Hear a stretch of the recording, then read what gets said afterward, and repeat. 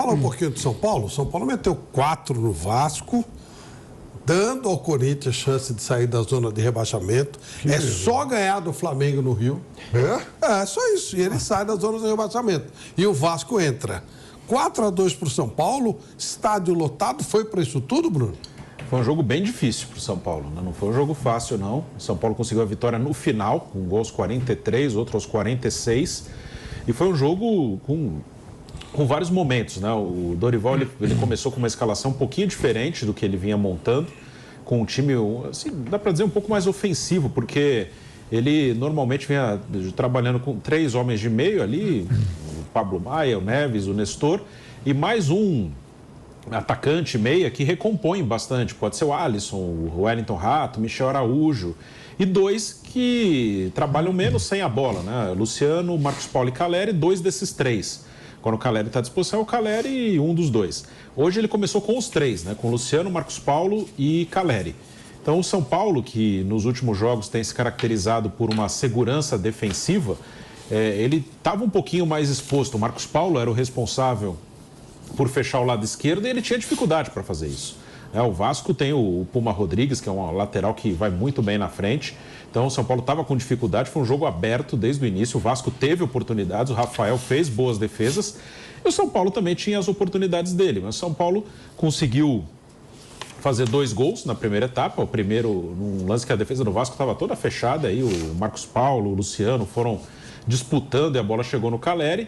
E o segundo foi um contra-ataque muito bonito, né? Começou num lateral para o Vasco, era um lateral que o Léo, ex-jogador do São Paulo, né? O Léo Pelé jogou na área direto, o São Paulo conseguiu cortar e nesse contra-ataque saiu o gol do Nestor, que foi um golaço, né? A jogada do Nestor com o Luciano. E o São Paulo abriu 2-0. Toma um gol ainda no primeiro tempo e fica um jogo aberto. Mesmo ganhando o jogo, o Dorival mexe no intervalo. O Dorival tira o Marcos Paulo e coloca o Pablo Maia. Hoje o Pablo Maia ganhou um descanso, era o único de linha que havia iniciado todas com o Dorival. Então ficou com o Pablo Maia, Luan, Gabriel Neves e Nestor na volta no segundo tempo. E só com o Luciano e Calleri mais à frente. Ficou pesado o time, aí ele mexeu, ele colocou o Alisson. O Alisson entrou ali na vaga do Gabriel Neves e aí ele voltou mais ou menos à formação que ele vinha utilizando mais frequentemente. Mas já perto do final, toma o gol de empate, já perto dos 40 do segundo tempo, um momento que o Vasco pressionava. Mas vai buscar o resultado numa bola parada com o Beraldo de cabeça e depois já no final, nos acréscimos, o Vasco foi com tudo para tentar empatar e saiu um gol com o garoto Juan, que entrou no lugar do Calleri já num contra-ataque. Então foi importante vencer, mas foi um jogo que fugiu um pouquinho das características desse início de trabalho do Dorival, né? Que é um São Paulo que toma pouco gol, mas que também tem dificuldade para fazer gol, tem dificuldade para criar. É um time que hoje fez 4 e tomou 2. Então ele tomou 2 gols num jogo, não é comum para esse time nesses últimos jogos, e fazer 4 também não é comum. Então ele saiu um pouquinho disso. No Morumbi realmente tem que arriscar um pouquinho mais, né? Um jogo, no Morumbi o São Paulo tem que fazer os seus pontos. Próximo jogo no Brasileiro também é no Morumbi contra o Goiás. Então até por isso eu acho que o Dorival começou com 3 jogadores um pouco mais ofensivos, que não recompõem tanto. Mas o time hoje teve alguma dificuldade sim para ser tão seguro na defesa como em outros jogos. O Arboleda fez falta, claro, né? É um ótimo zagueiro, mas pelo menos o time não se abateu, tomou 2-2 e foi para cima e conseguiu o resultado, né? Quando você está com confiança, ganhando jogos, isso acontece, né? Quando você não está bem, abre um 2-0 e toma um empate, isso já aconteceu com o São Paulo várias vezes nos últimos anos, você desaba. Mas quando você vem de bons resultados, você toma um 2-2 e vai buscar o terceiro. E o São Paulo buscou o terceiro e o 4º gol. Bom, o Dorival Júnior chegou a 9 jogos, ganhou 5, empatou 4, 14 gols marcados, 4 sofridos, 70% de aproveitamento. O time subiu bem na tabela. O São Paulo agora está... Acho que em 7º, eu acho. 7º lugar, com 12 pontos. Junto com o Cruzeiro, junto com o Atlético Paranaense. O Santos foi para 11 agora. Nós vamos chamar um break na rádio, seguimos aqui no YouTube. Break na Rádio Jovem Pan. Fausto, até que ponto podemos dar crédito para essa melhoria do São Paulo ao Dorival Júnior? O Dorival é um treinador que a gente sabe que ele sabe trabalhar o emocional do jogador. Isso é uma coisa comprovada, né? Em qualquer elenco que ele chega, na pior situação que esteja, ele chega e dá um gás para o elenco, né? O elenco do São Paulo já se mostrava um elenco abatido. entra muito naquilo que vocês costumam dizer mesmo, existiu uma má vontade enorme também com o Rogério. Ficou muito claro, você sempre ressaltou pelo menos o empenho dos jogadores do São Paulo. E nos últimos jogos do Rogério não existiu esse empenho, não existiu essa pegada, essa aplicação. Isso ficou muito claro, né? Só que o Dorival, além dessa questão motivacional, ele é um treinador de um patamar acima hoje. O Dorival já é um cara que consegue criar coisas novas, ter soluções para aqueles momentos delicados, né? Passa a tranquilidade para os seus jogadores, isso ficou claro, não só ele, como a campanha do São Paulo. O São Paulo teve uma vitória diante do Sport importantíssima, né? Um torneio que o São Paulo ainda não conquistou, um torneio que pode dar muito dinheiro para o São Paulo Futebol Clube. É igual quando a gente fala o seguinte: quando o time grande está lá embaixo, está na lama, é muito mais difícil para sair. Mas quando o time grande embala, como o São Paulo, mesmo com dificuldades financeiras, mesmo com dificuldades técnicas, também é difícil. Tem inúmeros fatores, né? E o Dorival, nesse momento, é invicto. Então, isso é um fator importantíssimo para um gigante como o São Paulo ter uma boa sequência. O que já faz o torcedor não pensar em rebaixamento, Flávio? O duro era o torcedor do São Paulo estar pensando em rebaixamento no Campeonato Brasileiro.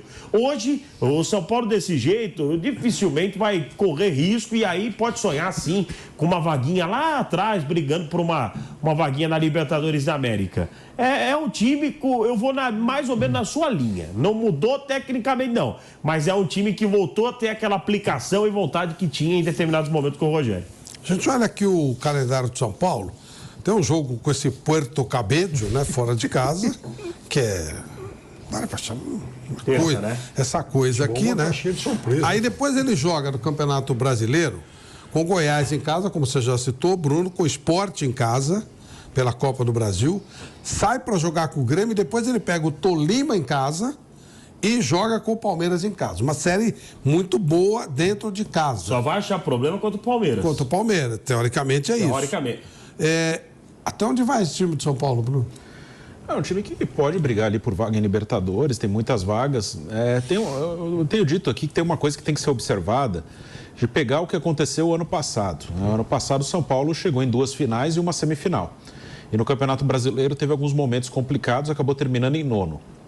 Eu não lembro agora o resultado da 7ª rodada do ano passado, mas até a 6ª rodada, né, tirando o jogo de hoje, que foi da 7ª, o São Paulo, ano passado, em 6 rodadas, tinha 2 pontos a mais do que tinha esse ano.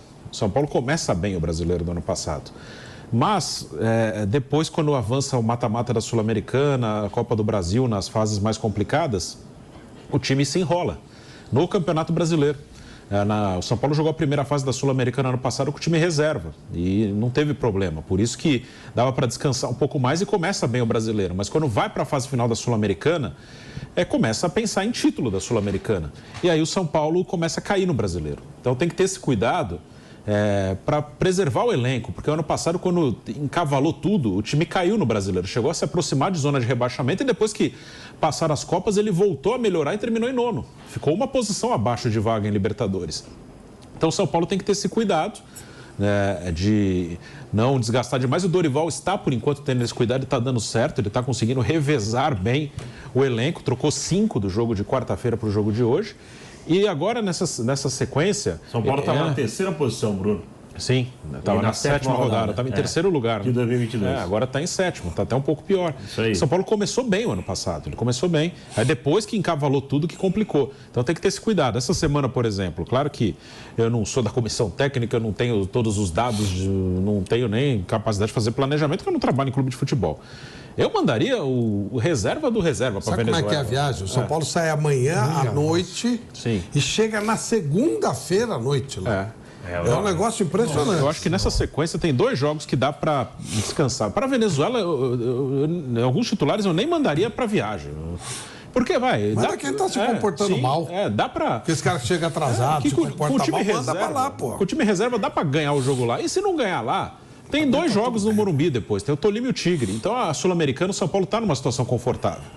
Aí depois, o outro jogo que dá para mesclar bem é o Sport em casa, pela Copa do Brasil, que fez 2-0 no Recife. E aí não é menosprezar adversário, é uma questão que em algum momento você tem que descansar os caras, porque é um calendário pesado. E o São Então tá aí, né, galera? Ontem o São Paulo venceu muito.